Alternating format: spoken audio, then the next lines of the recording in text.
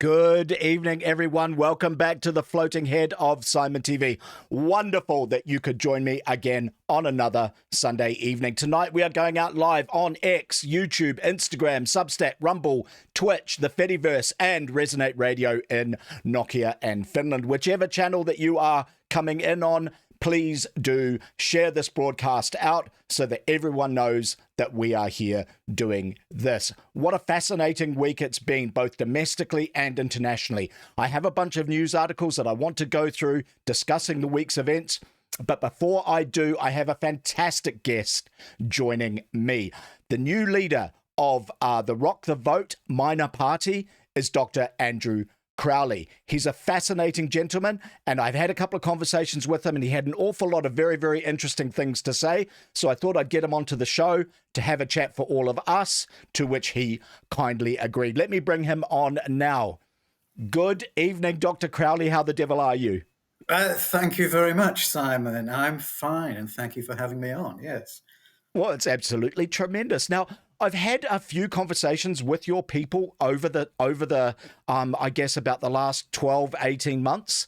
And the thing that strikes me about all of the people I've met from Rock the Vote is just how nice they are. These are people who are very thoughtful, very kind-hearted, and are looking to change the world for the better. Would that be a fair assessment?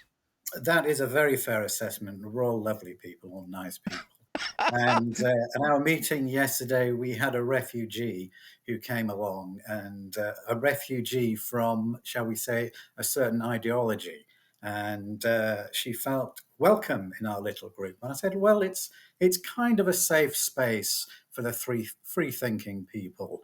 And so this is the place where you can say whatever you want, whatever's on your mind, without fear of reprisal. All right, fantastic. And in terms of the ideology of Rock the Vote as one of the minor parties, what is your sort of sine qua non? What is the ideology that you would say that best fits you as a description? Right. Our ideology is to push against ideology. What we are a bunch of quite ordinary people, and that's what's extraordinary about us. We're ordinary people who wouldn't have not have got into politics if it hadn't been for COVID and the lockdowns and the mandates and so on. So most of us were just happily doing our jobs, quite ignoring politics, because it just swings from Labour to National and whatever next, and what's the difference? Now, what happened in 2020 and onwards was appalling. And we felt, and many of our friends felt, that this was wrong, that the government shouldn't have such great overreach, and that people should have autonomy over their own bodies and their own lives. And we could see the problems that were coming ahead and are still being paid now, many years later, on the ridiculous policies that were implemented. So if you're the type of person who listens to Reality Check Radio or has followed the Voices for Freedom campaign, you will probably be a good friend of ours and find yourselves in good company. At a national level, we would like the national government to be a bit smaller. I think the national government, or we think the national government, should really limit itself into what it does. It shouldn't be interfering in all aspects of our lives. And similarly with local government, again, we would like local government to be accountable and more efficient, because we can see our rates going up year upon year, and we can see our services not being delivered. One of the issues, or many of the issues that are going to come up in the forthcoming local elections is about, well, what about congestion? Why is the centre of Auckland so congested? Well, a simple answer to that is the way it's been managed by Auckland Transport and the current Auckland Council.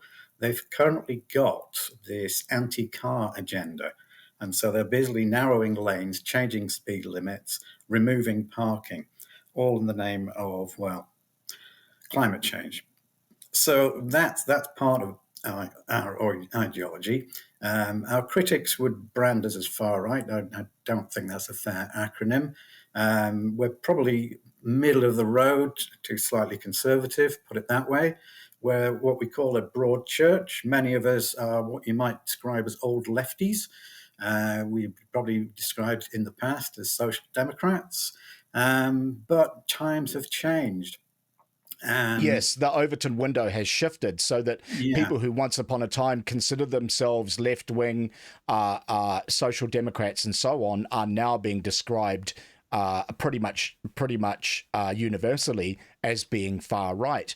The yeah, distinguish when you look at left-wing politics, you really do distinguish, I think, well, you need to these days, between the people who are sort of old school class leftists, materialists, against the authoritarian wokists that we mm, see are predominating there. But it would also be fair to say, I think, like when I speak to some of your people, that you seem to be rather libertarian in outlook. You believe more in sort of small government, yes. in preserving individual freedoms rather Yes, than the sort of the collectivist authoritarian approach to government that we have been seeing from the major parties. Would that be a fair assessment? that's a fair assessment. We could admit to having libertarian tendencies in the sense that we believe in the freedom and the sovereignty of the individual. If that makes us libertarian, then we're libertarian, and we believe in free speech, and that seems to make you far right and reactionary these days. And so the government should do less, the individual should do more, put it that way. The individual has rights, but it also has responsibilities and duties within a community and within a country. So part of our thrust is to, first of all, regain sovereignty for New Zealand, for the people of New Zealand, reinstate democracy throughout New Zealand at all levels so that you do get correct and proper representation. The old-fashioned one person, one vote would seem to be a good idea. And why do we have such a large government and such a large bureaucracy doing many things that it really shouldn't be doing? Okay.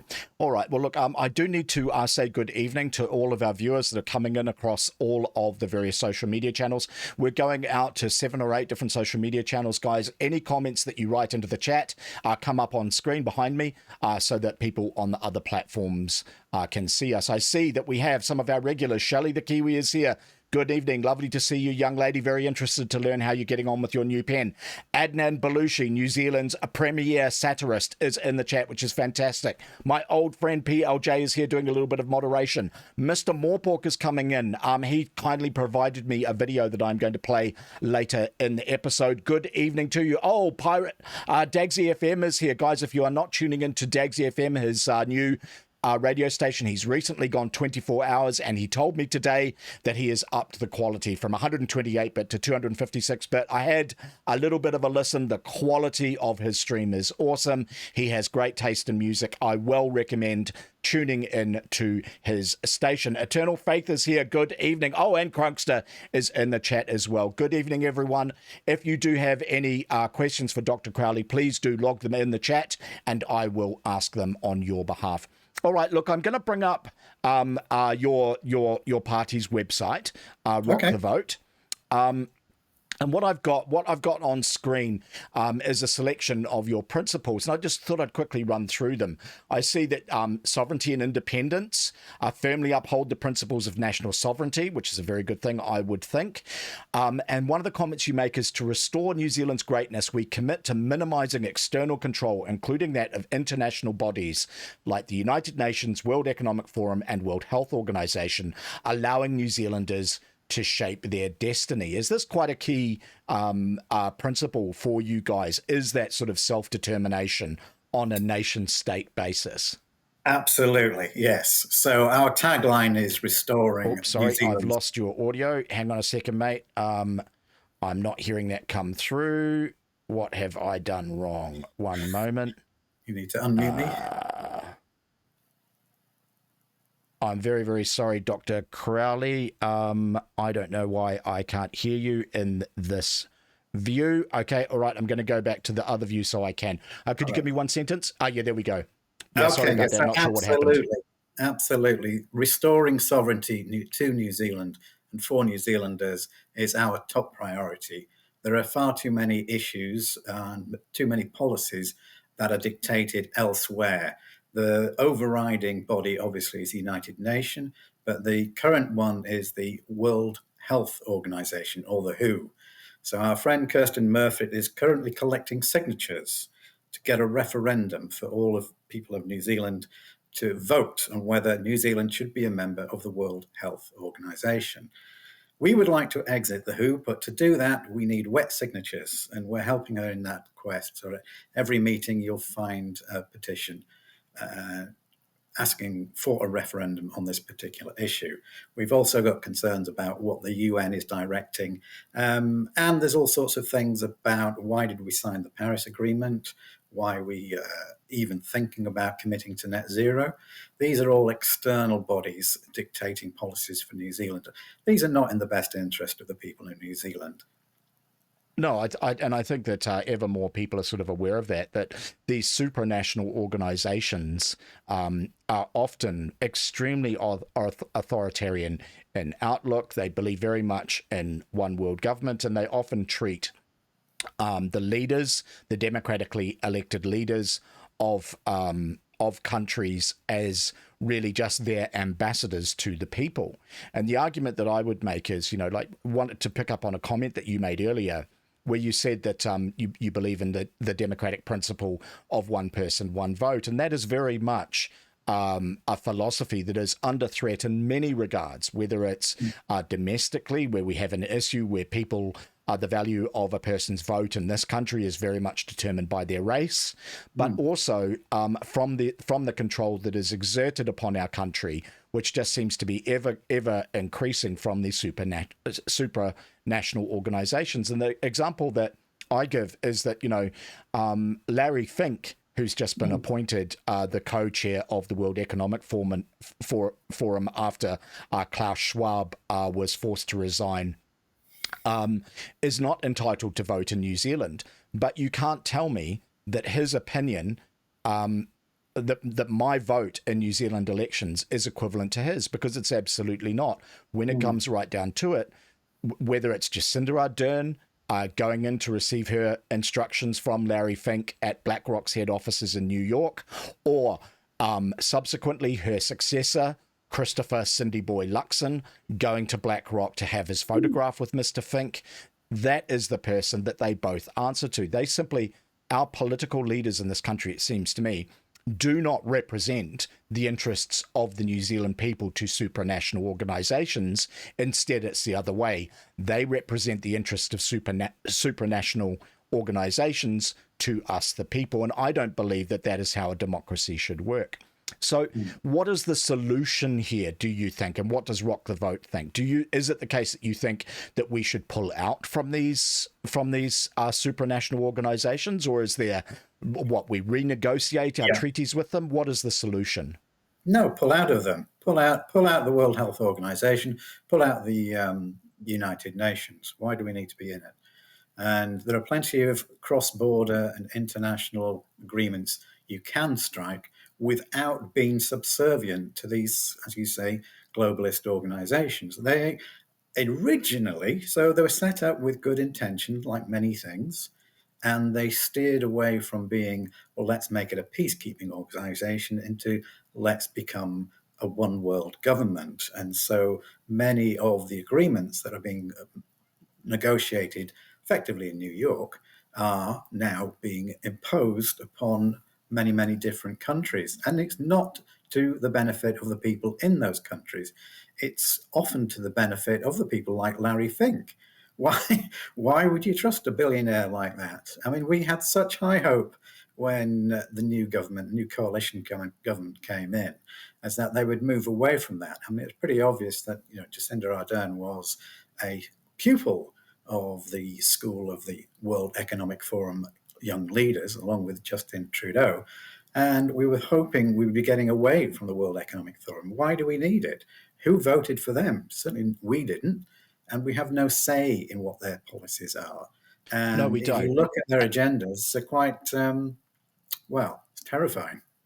They are indeed, but one of the argument that that many make for remaining inside these organizations is that because they're multilateral, this is it provides the world with a forum to resolve its problems, and this is the advantage of the United Nations as over its predecessor, the League of Nations, and that also there are trade implications for for pulling out of some of these organizations. And for a small economy like New Zealand, we do to a degree need to play the game in terms of international affairs, because we are a leaf on the wind of international affairs, and the potential for us, if we are perceived to being misbehaving, to be punished by some of these supranational organizations in such a manner that does serious harm to our economy and therefore the lifestyles of our people, needs to be factored in as a consideration.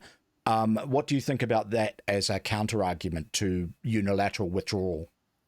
It sounds like a good idea, and that's how the United Nations started, as basically a place to broker peace, to avoid conflict, and because it emerged after the Second World War, and it was a great idea, and that was a great talking shop. But it's since emerged, and their role in peacekeeping isn't as good as it should be, certainly not as effective as it should be. And in terms of what did we do before, and how do nations deal with other nations in terms of trade? We've always done trade with other nations. There's no reason why we can't carry on doing trade deals. And because you leave one organization, because the United Nations isn't a trade body, it's never intended to be a trade body. It isn't, but the WTO is, right? So, like, you have the WTO, you have the World Bank, you have the World Health Organization, you have the United Nations. They are all a part of that sort of global infrastructure, right? And pulling out from one has an impact on another. It may have an impact on the other, but let's see. I would say that pulling out of the UN and the WHO has much greater impact and benefit to New Zealanders than staying in it. And if that's at the cost of leaving the World Trade Organization, then so be it. But I don't see why it should be. They're not joined at the hip. And there are many other global organizations, the World Bank and the IMF, which are supposed to be separate from the United Nations. The United Nations is not supposed to be a bank, a financial credit organization. It's not supposed to be a broker of free trade agreements and fair trade agreements. So at the end of the day, the people in charge of your government need to negotiate trade deals with whomever they need to negotiate trade deals, whether it's China, Australia, Britain, or the USA. They still have to negotiate those trade deals, and they still need to negotiate the tariffs that are being put in place. So, you've seen what's happened with Donald Trump and the tariffs in the US. What have the World Trade Organization done about it? Absolutely nothing. It's been left to individual countries to do individual trade negotiations with the USA. And so when the USA says we're going to do this, the World Trade Organization has no power over them to say otherwise. And no, but they enjoy a certain amount of latitude because of their economic might that New Zealand doesn't, right? And we have seen this before, where countries that misbehave are punished. And I think of Chile under Allende, when you had Richard Nixon was unhappy about the rise of left-wing socialists inside South America, and the issues around the Monroe Doctrine of it being effectively United States territory. And the classic quote from Richard Nixon was, "Make their economy scream." All right. And they did that to Chile, and it ended up with the rise of Margaret Thatcher's then friend Pinochet. And the assassination of Allende and all that sort of stuff, right? Now, the thing is, the Americans, as they normally do, they used international institutions as well as their own economic might to impose that sort of punishment. I don't think that we are in the same sort of circumstance now, because in point of fact, the Americans tend to be much more inclined to be looking to create, particularly under Donald Trump, bilateral arrangements with countries and move outside of these sort of globalist institutions. However, that is not true of the European Union, of the Ursula von der Leyens. It is not true of the United Nations, the World Bank, the IMF, all of these organizations. And the threat to us of that is really significant. The other factor that I would bring up is that the world is changing, right? Like, the vision was that rather than having, like, via the WTO, rather than having a whole bunch of bilateral trade arrangements between countries. Instead, what you had was a set of standards that countries abided by, and that meant that it just enabled free trade around the world. Of course, that hasn't really worked, right? Like you look at the for decades, the issues around subsidies in Europe versus the United States for things like steel to protect their domestic industries. The other issue is that as the world moves away from being unipolar around the United States, with America being the only superpower with full spectrum dominance, what we are seeing now is more of a splintering effect. We have the rise of the BRICS, where there are trade negotiations. There's effectively a trading bloc there around Brazil, China, India, and Russia, right? And also, there's a splintering of one of the other factions inside that, the United States, from the European Union. You also have what I think is really fascinating is countries like India and China are doing oil deals in a currency that isn't the US dollar, right? So with all of that going on, there does, it's for a small economy like us, we really do need to tread carefully in a changing world, wouldn't you think?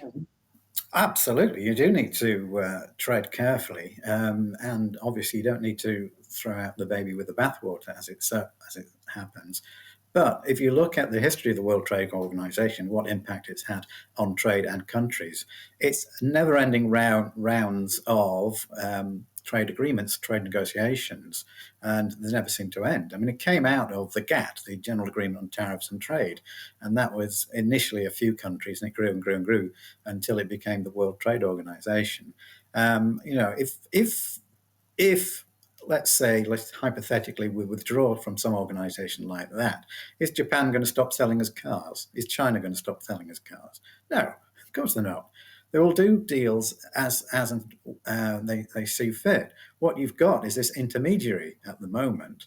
So these globalist organizations are making the world to suit themselves and to suit their friends. They've set up the banking system. They've set up the International Bank of Settlements, and you've got the Visa network and the various other credit cards, which ties up the finances across the world, including the SWIFT organization. Now, if the BRICS countries bring out their own currency, which it looks like they already have, and they start actually trading in that, then the dominance of the US dollar is going to go down.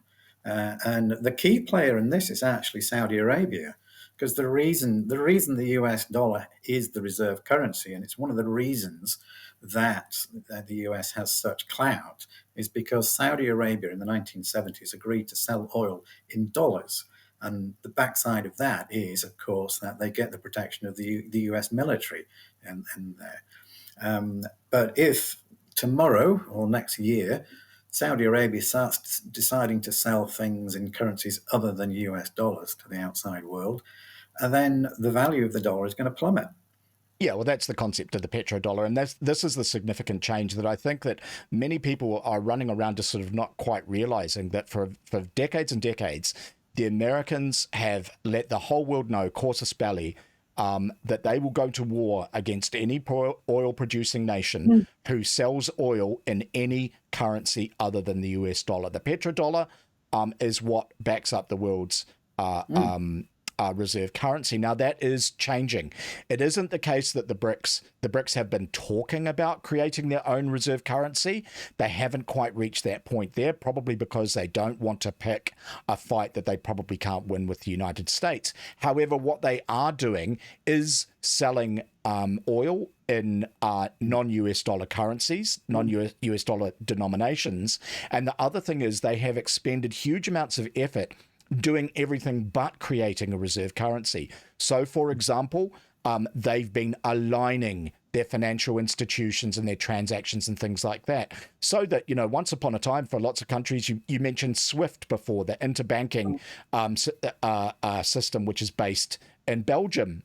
Now, once upon a time, countries like that, if you were buying oil from Russia or selling, petroleum products between China and India, those transactions interbank traverse the SWIFT system, meaning the European Union and Belgium. Now, all of those financial mechanisms and instruments exist for these countries to trade directly with one another. And I think that this is really, really significant. And what I'm not seeing from New Zealand diplomatically, and certainly not politically from Christopher Luxon's administration, is any sort of realization that the world is changing in this regard, and that this globalist approach to things about, voting at the United Nations, looking for trade liberalization at the World Trade Organization, signing up for World Health Organization edicts, all that sort of thing. Those are the conversations of yesterday and not the conversations of tomorrow. Would you think that's a fair assessment? It is a fair assessment, but the government of New Zealand really should put the priority on the people of New Zealand and the country of New Zealand. And in uncertain times, as we've got at the moment, one of the best things to do is, one, make sure you've got your own sovereignty. Two, you can be self-sufficient. So at the moment, we made a huge mistake in closing down Marsden Point. We've made a huge mistake in cutting off oil and gas exploration in New Zealand. So New Zealand could be self-sufficient in oil and gas. In fact, so much there you could probably be a net exporter of oil and gas. And the future prosperity relies on a reliable source of energy, particularly if it's cheap. And we've got that capability in New Zealand. We're also lucky that we've got a huge amount of agricultural land, which has a huge potential. Potentially what we already do. We export far more food than we eat. There's a potential to feed at least 5 times the population based on what we're doing already. So that there's plenty to exploit. New Zealand has so much potential, but our politicians seem to be giving it away. So if you start signing all these agreements, or sabotaging it. You're sabotaging. You are dependent on other countries for the supply of some quite basic things. I think that's a really key point you've hit upon there, Dr. Crowley. That was a big part of the Ardern regime's strategy, was to remove New Zealand's self-sufficiency and make us as dependent as possible on these supranational organizations and those trade deals. That is why, the two advantages that New Zealand had was energy independence and the ability to produce huge amounts of protein. The Ardern regime did absolutely everything they could to undermine both of those two economic advantages that New Zealand had. They made life as difficult as they possibly could for the farmers through a whole bunch of climate nonsense regulations. She unilaterally destroyed our oil and gas exploration industry, and of course took out Marsden Point, our only oil refinery. But before I go on, I do want to say good evening to some people. I see Michael, who is the chairman of your party, is here in the chat. Good evening, Michael, and to your lovely wife, Catherine.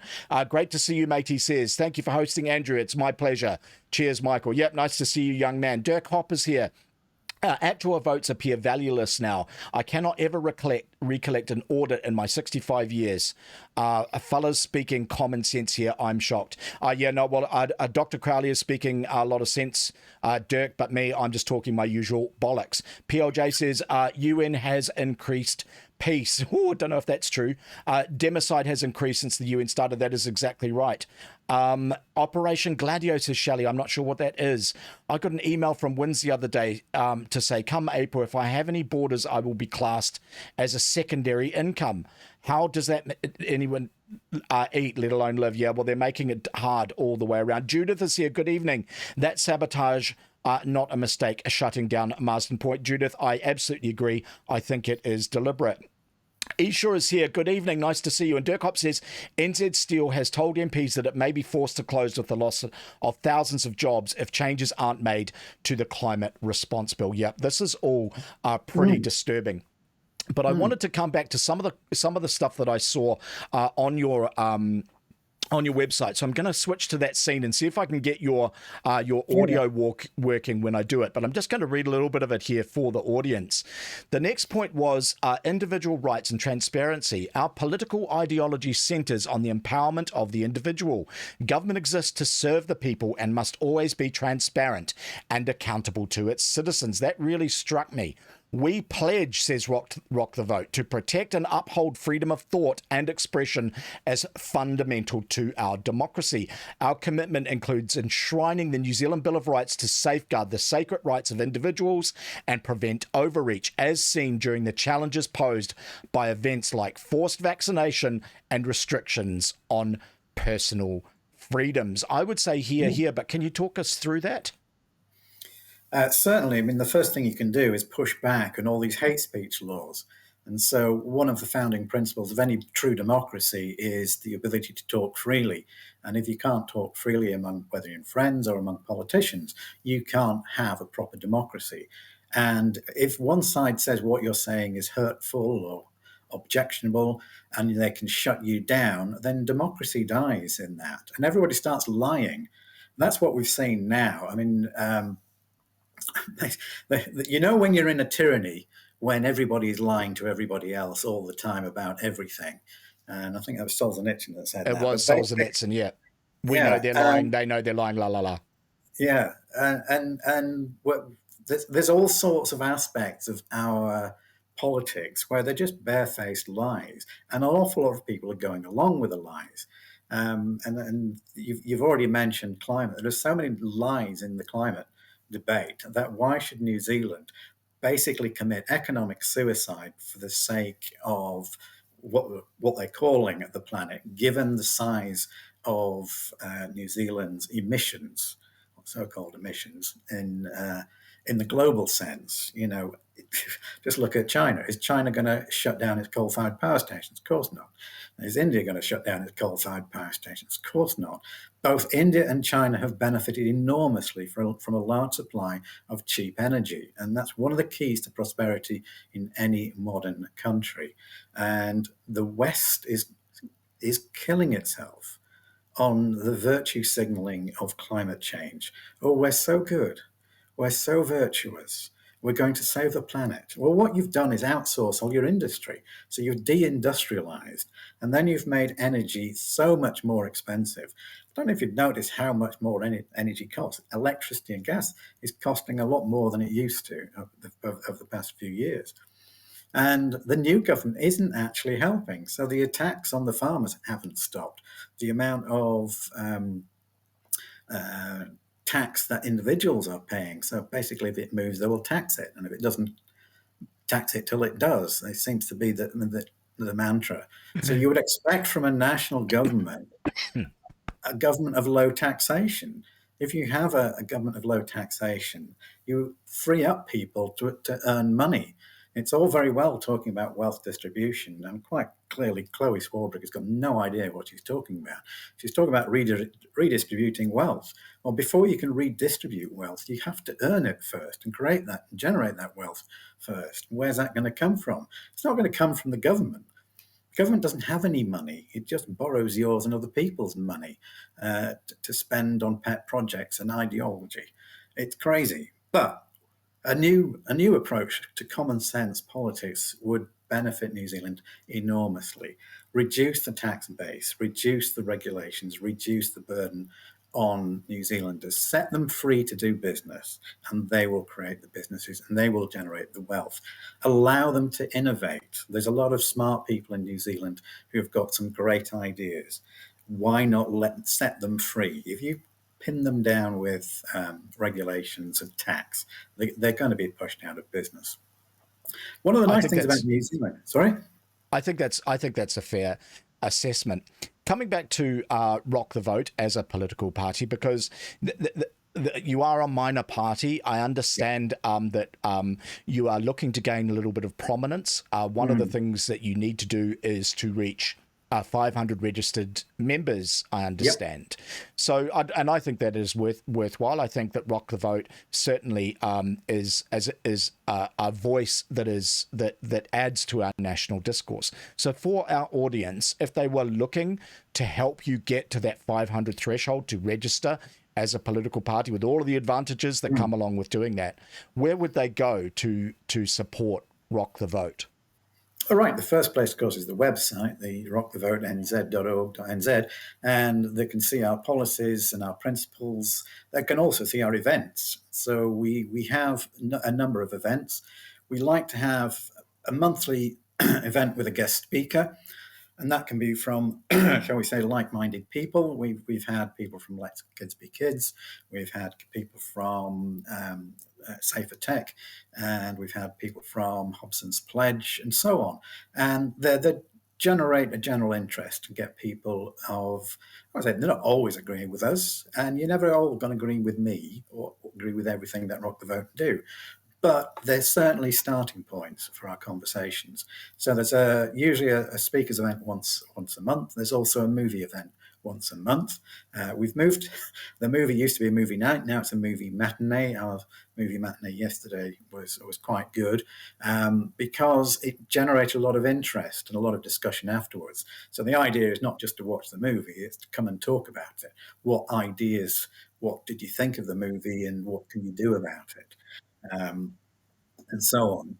So if you want to join, the membership fee is now $10 for 3 years of membership. We think that's an absolute bargain, and it pledges your support without overburdening you financially. You can always donate a lot more because there's a donate button on our website. There's also a membership form on our website.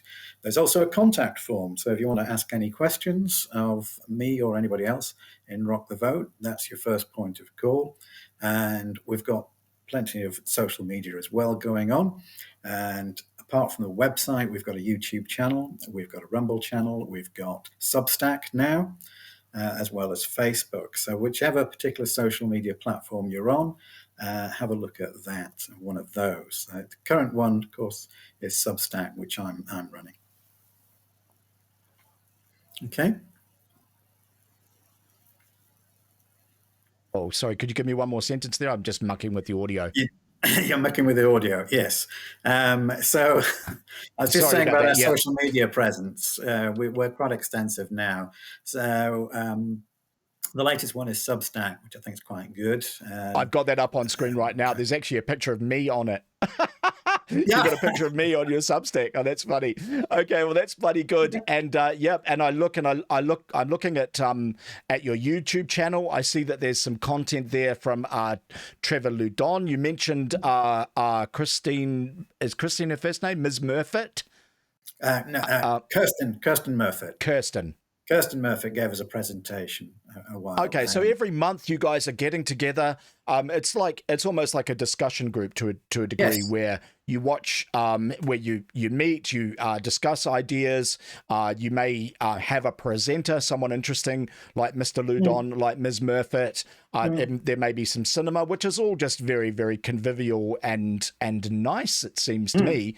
And I should really make the effort to come along and meet some of your people. Also, I'm now looking at your Rumble channel, and there's a huge amount of content here, which I think those in the audience, if you're looking to go to, you can go and have a look at Rock the Vote's Rumble channel, which is Rock the Vote NZ. Their YouTube channel is also Rock the Vote NZ, and I think that'll give you a pretty good insight into their thinking and their philosophies and ideology. Also, their Substack is probably worth subscribing to for their more sort of thoughtful and written content. All right. So when is the next event? Do you do these once a week or once a month?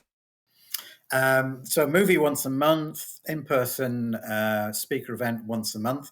Our next event is actually tomorrow night, and it's an Ask Me Anything leadership talk. So I'll be back on air. So it's an online thing, which we've advertised through our website, as well as we've also got a meetup channel as well. So to arrange the events, we stick it on Meetup. So if you're on Meetup, you'll see them there. So it's just an idea to get people, principally our members, talking and telling us what's of concern to them. Is it the traffic congestion? Is it the local issues like bin collection, street lighting, narrowing the streets, speed bumps, and cycle lanes? Or is it something more on a national level as to what's going on in national politics in terms of education, in terms of foreign policy, or anything else you might think of? Or is it even the bigger picture of what's going on with the globalists? So we're fairly broad church, as I say, and different people have different passions about bits of politics. Some people are much more focused on the local. Others are only saying, nah, just the national is all we want. So we can serve both in that. And our view is to stand people at the local elections coming up and support our like-minded friends. So in the Waitemata local body, we're not putting up candidates for that because we've got like-minded friends who are in CNR standing up as well. And there's over This in is the West. Citizens and Ratepayers. This is the loose coalition of right-wing candidates standing in the local body elections. Well, just to come on to that point, and this is the other thing that I think that that really quite impressed me about Rock the Vote. And let me bring up the Wikipedia article, which might help to inform our discussion a little bit. And this is about Freedoms New Zealand. Guys, you will remember that Freedoms New Zealand was a coalition of smaller parties that stood candidates at the last general election. I just wanted to read you a little bit of it.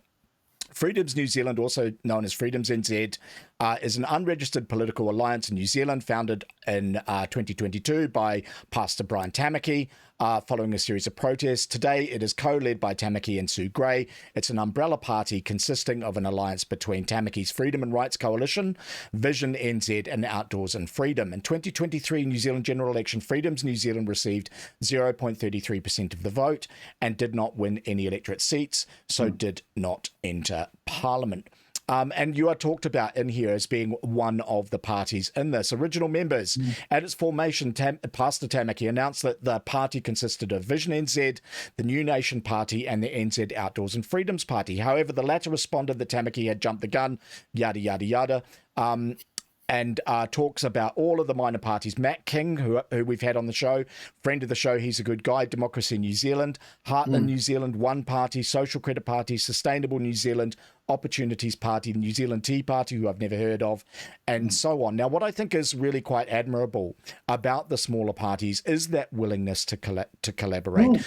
I understand that, you know, your people, while not standing candidates in the current local elections here in Auckland, have been going out in their spare time supporting candidates from other parties. It's that sort of collaboration, that willingness to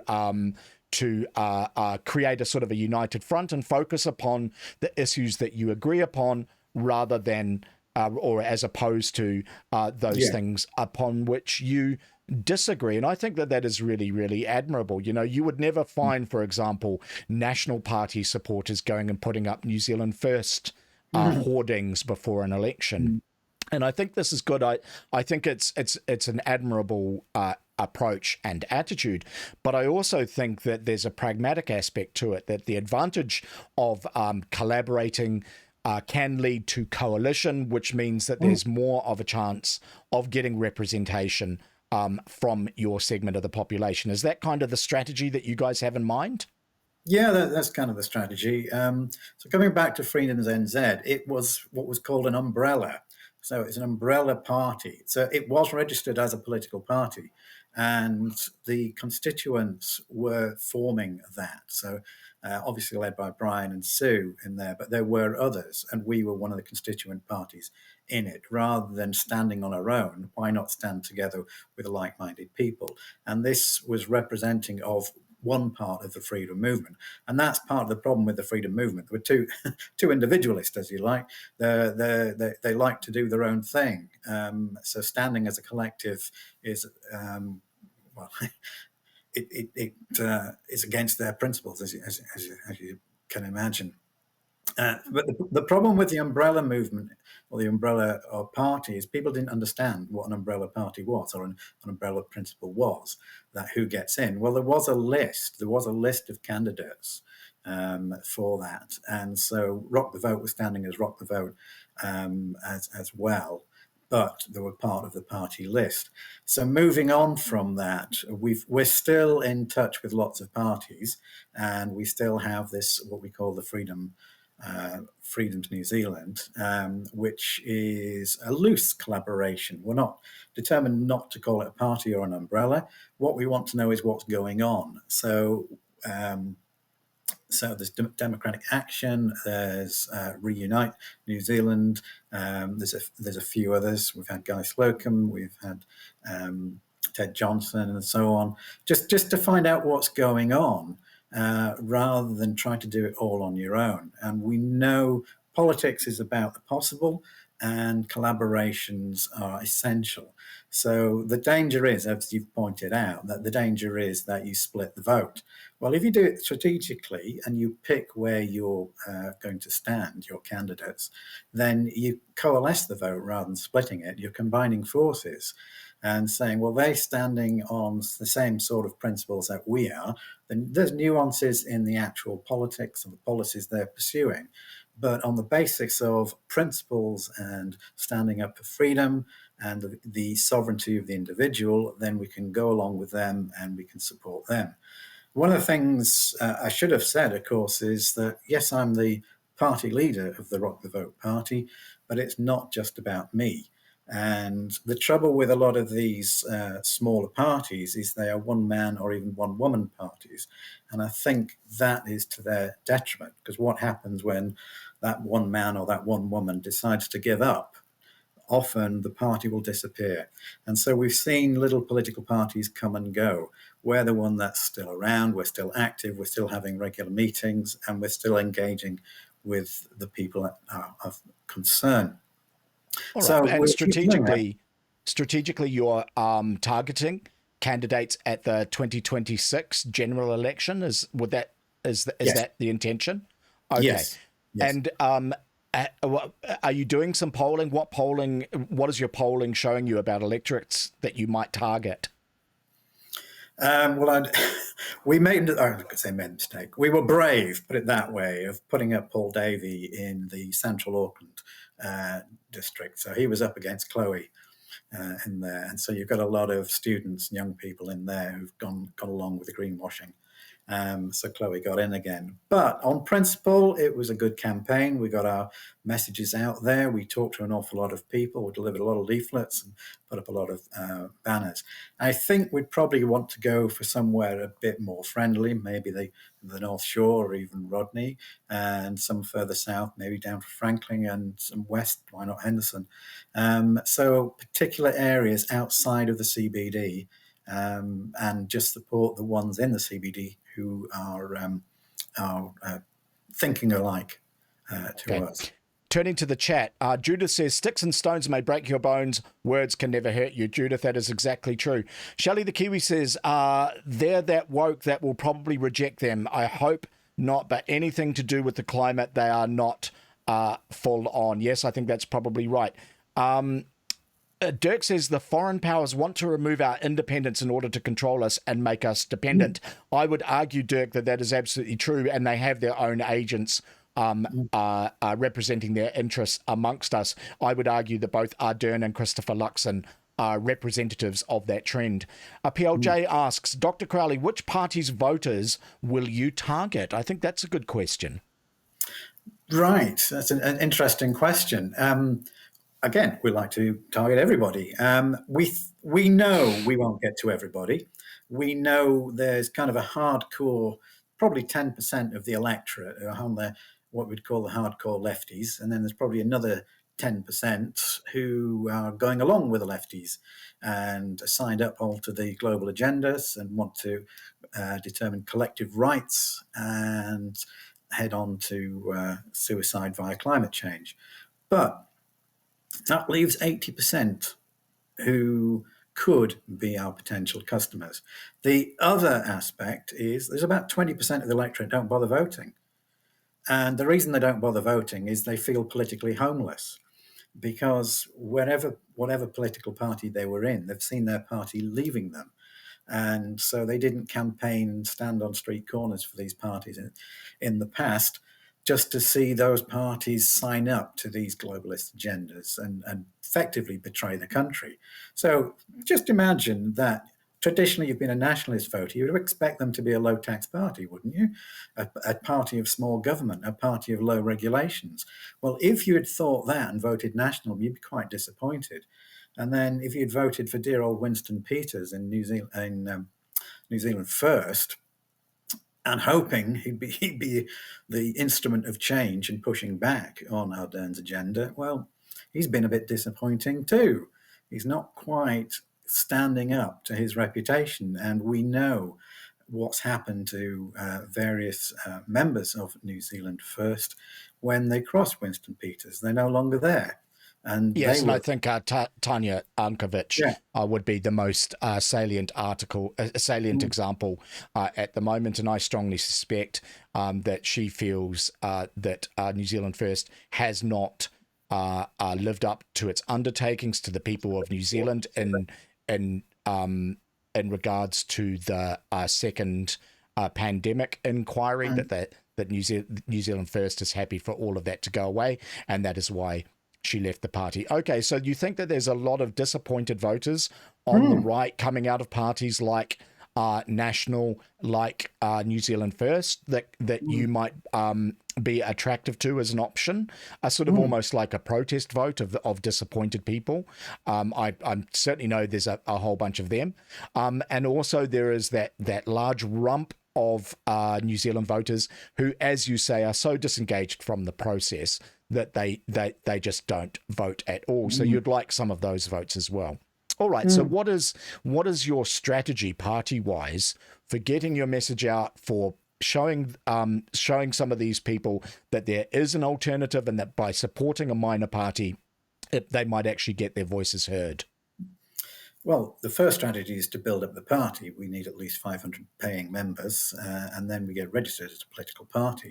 The second strategy is to stand in the local body elections coming up and the local council elections coming up. And the third strategy is support our friends who are like-minded people in those local elections. The next strategy is to select suitable candidates in the Rock the Vote party who can stand in the next general election in 2026, and form alliances with like-minded people also standing, and we can do strategic voting in effect, and strategic campaigning in collaboration with other parties. So that's it. It's simple. We just keep on keeping on. We know, the long march through the institutions didn't happen overnight. It took decades. And the overwhelming of our national institutions by international institutions, again, didn't happen overnight. It was over a whole series of decades. And it will take a long time to unwind that. We don't expect to unwind it all in the next year or 2 years, but it's a long, long campaign. I take inspiration from dear old Nigel Farage. And so he took 17 years from the start of his campaign to actually get a referendum on membership of the European Union, and eventually he got it. Now he's campaigning as a member and a leader of reform.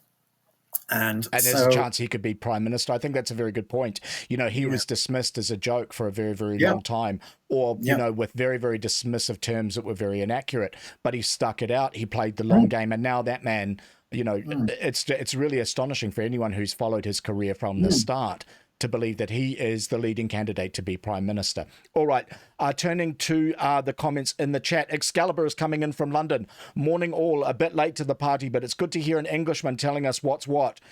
We need more people yelling this out. I absolutely agree, Excalibur, because when you get right down to it, us Kiwis are stupid. Al2 is here. Good evening. End the Reserve Bank, which prints currency out of thin air and charges interest leading to taxation, which leaves the country to pay foreign holders of our debt. That's a good point.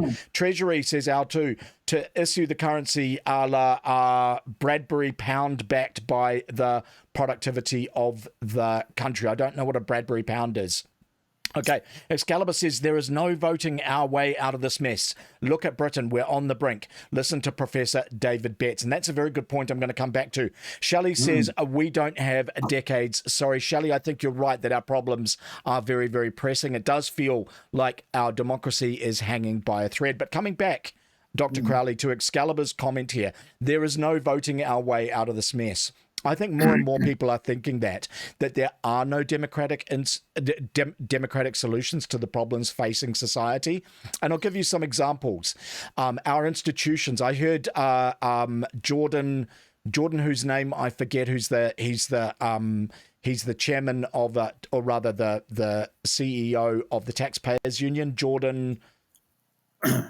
Oh, I forget his surname. Anyway, Right. Everyone knows the guy I mean. But he did a wonderful interview with Cameron Slater the other day, where he was saying, look, throughout the pandemic, our institutions let us down. And he is absolutely right. They did. The checks and balances of our institutions were not there to do things like ensure that our Bill of Rights was maintained. Our judges prosecuted people for the non-crime of entering their own country. It is astonishing that our judiciary and our police literally broke the law and invented laws to prosecute people for a non-crime. Now, those convictions have subsequently been wiped, but in point of fact, those crimes committed by the police and the judiciary happened. Another thing about those crimes from the police and from the judiciary is no one has been punished for it. No judge who handed down a conviction to a New Zealander for the non-crime of entering their own country has lost their job, has been disciplined, or has been sent to jail where that judge belongs. Judges don't get to prosecute people in a democracy for non-crimes because Jacinda Ardern told them to. That is not how a democracy behaves. That is what happens in a tyranny.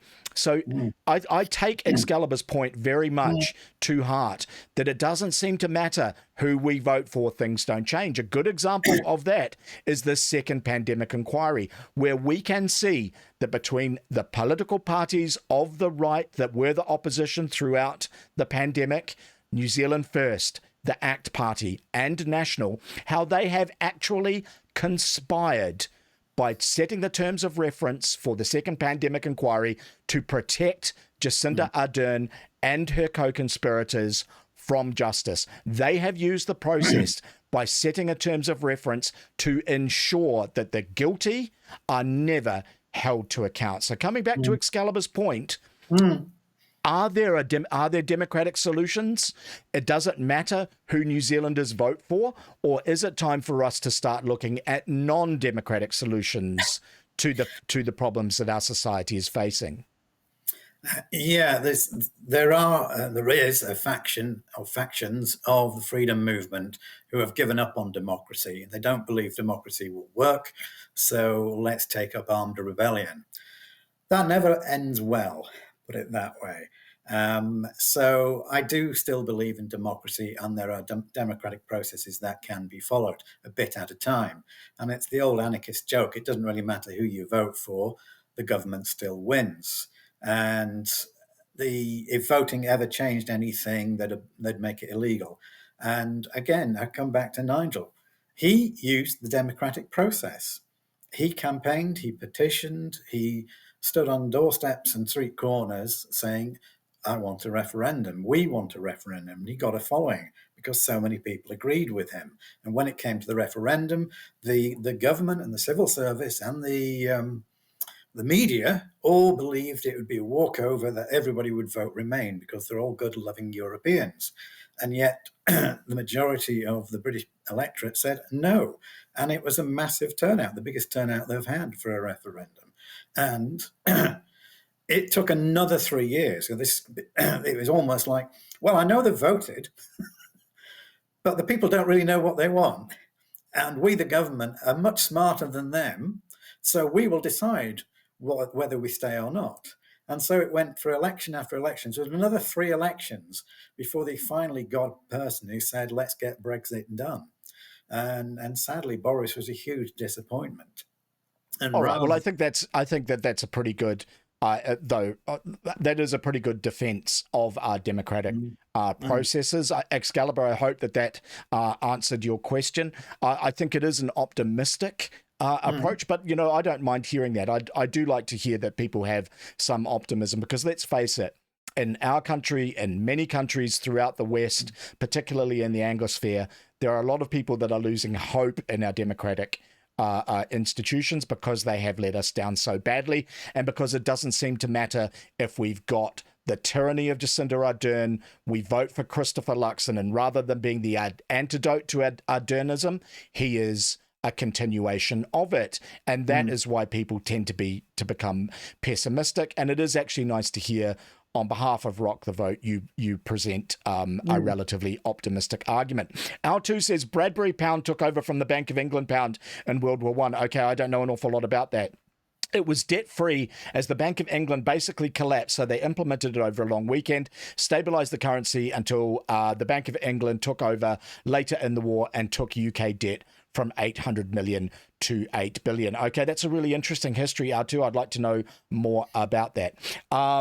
And Excalibur bitches out Farage. He's drowning in Islamism. Well, certainly when you look at what is happening in the United Kingdom with reform, with some of the other minor parties, there is a little bit of ruction there. But what I think is really, really fascinating is that reform, despite the issues that they are having right now, is still the party of the right. They're the most prominent party, warts and all, at the expense of the Conservatives.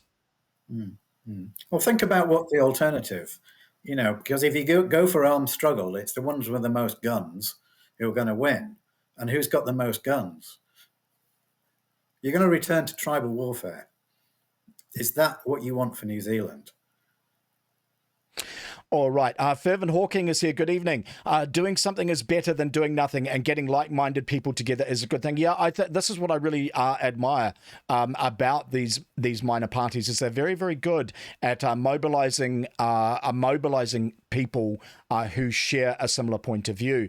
As Dr. Crowley has talked about, they have regular monthly meetings, weekly meetings, and things like this. They're looking to promote themselves and get out and about and be, as he says, a broad church where they're prepared to have people come along and introduce ideas which are then discussed to form a consensus. It's a very different approach to the top-down authoritarian approach adopted by the major parties. It's not like you can go to the Green Party and say, hey, maybe we should rethink our commitment to climate change. They don't want to hear that. It's not like you can go to a National Party branch meeting and say, maybe Christopher Luxon shouldn't be hugging Ursula von der Leyen on national TV. They don't want to hear that. And this is the great thing about these smaller parties, is they are a lot more convivial and a lot more open to fresh ideas. All right, Dr. Crowley, you mentioned that you are going live tomorrow night on your social media channels. Yes. Where would people tune in to watch that? All right, it's basically a Teams meeting, so the access to it is via our Meetup. So if you go to meetup.com and look for Rock the Vote New Zealand or Rock the Vote NZ, you'll see it listed in there. Okay. And it's also linked on the Rock the Vote website as well. So all right, and what time are you kicking off tomorrow? What time are we kicking off? I think it's 7:00. Yeah. 7:00. Okay, all right. Well, look, I'll tune in. I'm really interested in what goes down there. And also tomorrow I might have a chat to you and to the party chair about how you could go about simulcasting that to your, to your other social media channels. All right. Well, look, we've been talking for an hour. Before I let you go, what is the one message you would like that our audience to take away from tonight's discussion about Rock the Vote?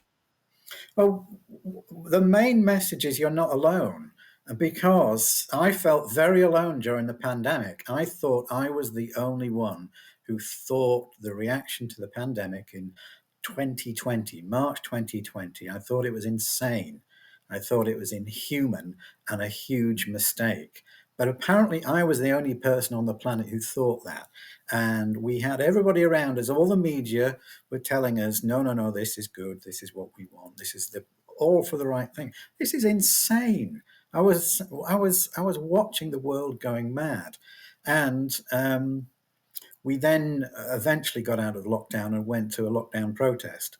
And the atmosphere there was fantastic. It was a lot of other people who thought also it's mad. And you will also lose friends, by the way. Standing up for what you believe in, you will lose friends. But when you come to us, you'll make some new friends, because we're not that judgmental in that sense, that we don't, we don't have pronoun badges. We don't have identify as. We don't have, we're in a group collective, we all must believe the same thing. I know and I recognize that many people have different values, different beliefs. We're not, we've got lots of Christians in our group, but we're not a Christian based society. We've got a lot of pro-lifers in our group, but we're not a pro-life particular party as such. But we stand for individual sovereignty and we stand for national sovereignty. It that way. So if you care about the country and you want New Zealand to be run for the benefit of the people in New Zealand, then I think you should be coming along to see us, talk to us, get in touch, and we'll try to answer your questions. Fantastic. All right. Well, listen, thank you very much for the pleasure of your company this evening, Dr. Crowley. It's been fascinating to speak with you, and I do wish you and Rock the Vote every success. Guys, I think that Rock the Vote is a political party that makes a valuable contribution to our national discourse, and I do encourage you to sign up. I think that, this is a party that ought to have 500 members so that they get a little bit of traction in places like the debates and like the media and so on and so forth. So please do consider it. Please also do consider tuning in and listening to some of their guest speakers and some of their live events. All right, guys, I'm going to say good evening to Dr. Crowley off air. It has been fantastic to have him as a guest. I'm going to play you a little bit of music, come back, hit you with a couple of articles. You are watching Simon TV.